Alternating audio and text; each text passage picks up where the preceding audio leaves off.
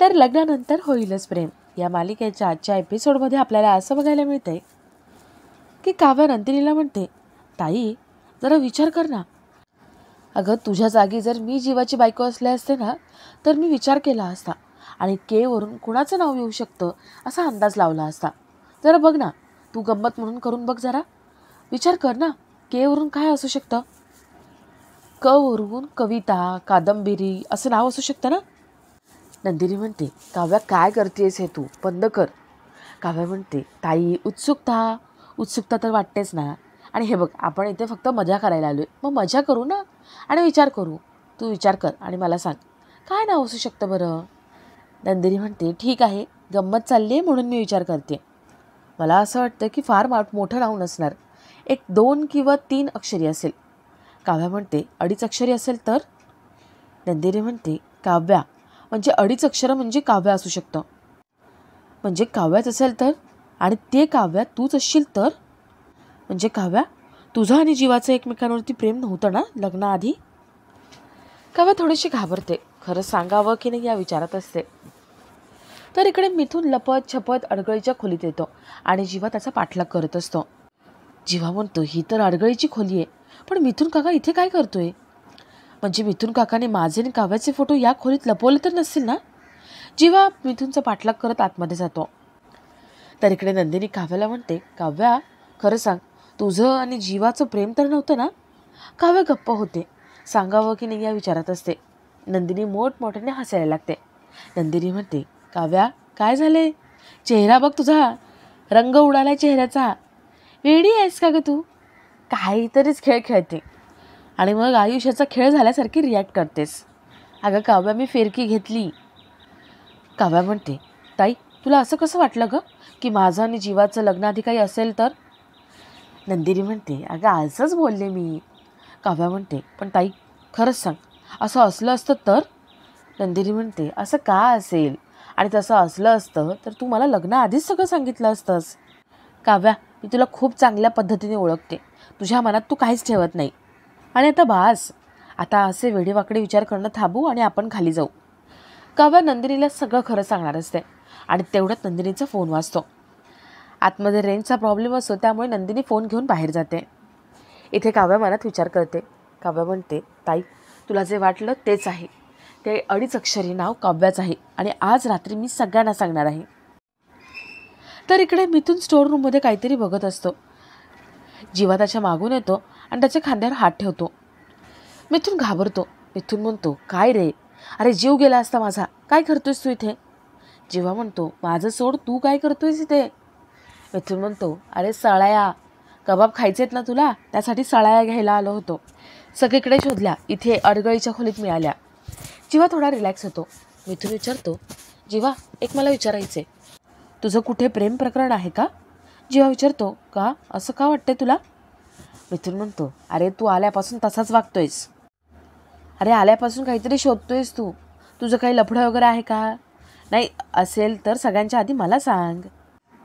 जीवा म्हणतो, काका मला एक गोष्ट खरं खरं सांग, म्हणजे तू माझी रूम क्लीन केलीस, ते क्लीन करत असताना तुला काही सापडलं का. मिथून मस्करी करतो आणि म्हणतो, हो सापडले ना, रिकाम्या दारूच्या बाटल्या. जीवा वैतागतो. जीवा म्हणतो, काका मी तुला सिरियसली विचारतोय ना, तर नीट सांग, मला खरं सांग, काही सापडलं का. मिथून म्हणतो, नाही रे, काही नाही सापडलेलं, तू काय एवढा सिरियस होतोयस, काही महत्त्वाचं आहे का, आपण शोधूया चल. जीवा म्हणतो, नाही मी असंच बोललो. मिथून म्हणतो, अरे आज तुझा वाढदिवस आहे, जरा रिलॅक्स हो, असा पडका चेहरा घेऊन फिरू नकोस.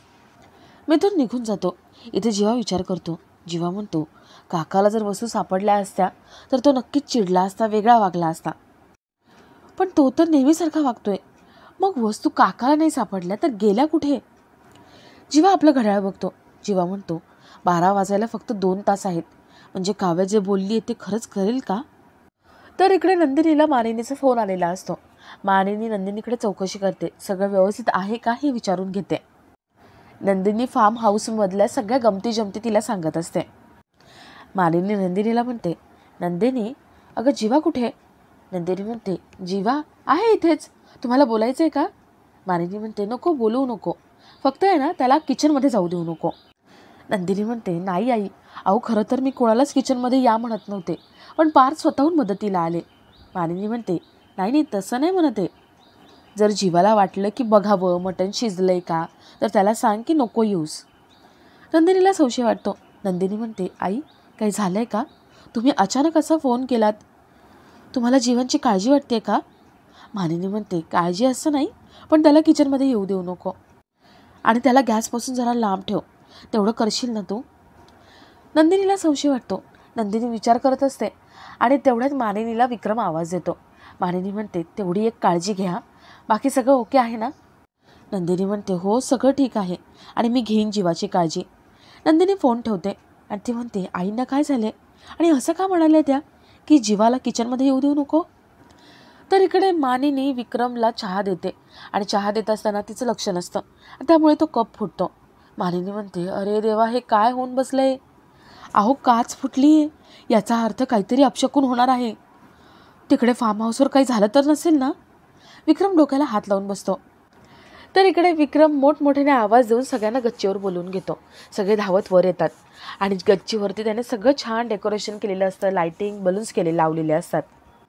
मिथून सगळ्यांना म्हणतो, आल्यापासून सगळे सिरियस तोंड करून बसलेत, मी छान कॅरम मांडलाय, आता आपण मस्त कॅरम खेळायचं आहे. जीवा पार्थ म्हणतात, नाही आम्हाला नाही खेळायचं आहे. काव्या म्हणते, हे बघा तुम्हाला थ्रिल हवं आहे ना, मग कॅरम नको, माझ्याकडे एक मस्त गेम आहे, आपण तो गेम खेळू. सगळे समोरासमोर बसतात.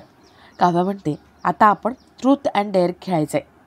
मिथून म्हणतो, माहिती आहे मला, बॉटल अशी गरागर फिरवायची, ज्याच्याकडे बॉटलचं तोंड येईल त्याला प्रश्न विचारायचे. काव्या म्हणते, अगदी बरोबर आहे. काव्या खेळाचे नियम समजावून सांगते आणि पहिली बॉटल ते फिरवतात. बॉटलचं तोंड पार्थकडे येतं. नंदिनी विचारते, पार्थ ट्रूथ का डेअर? पार्थ म्हणतो, डेअर. नंदिनी म्हणते, मग तुम्हाला आता एक काम करायचं आहे, तुम्ही काव्यासोबत पंजा लढवायचा आहे.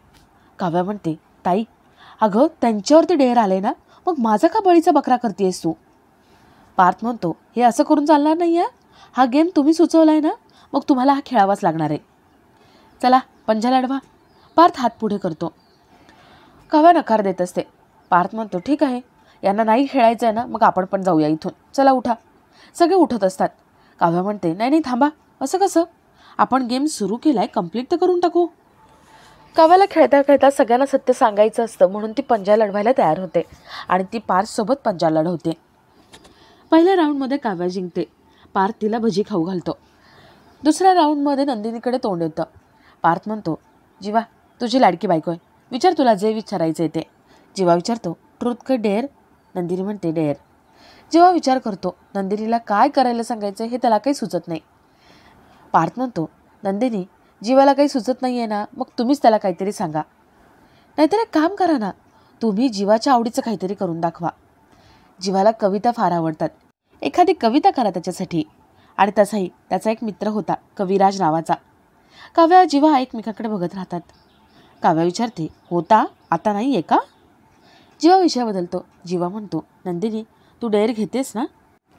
नंदिनी म्हणते, आजच मी काव्याला म्हणत होते तुमच्यासाठी कविता केली आहे, माझ्या आयुष्यातली पहिली कविता आहे.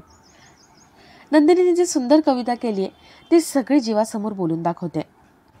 नंदिनी कवितेतून जीवाला प्रपोज करते, जीवाला त्याच्यावरचं प्रेम व्यक्त करून दाखवते. जीवाला ती कविता आवडते. जीवा म्हणतो, खूप सुंदर आहे कविता.